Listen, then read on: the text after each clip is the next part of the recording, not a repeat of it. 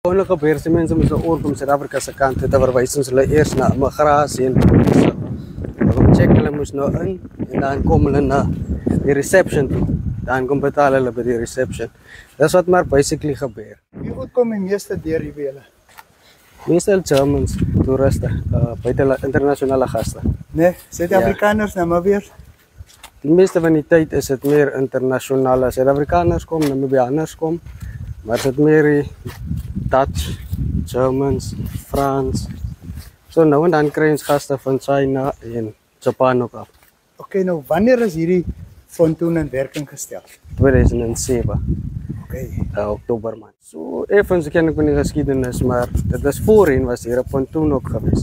Maar dit was nou nie so modern en soos die gewees het. Dit was moes met die hand gewees wat hulle dit gedoen het.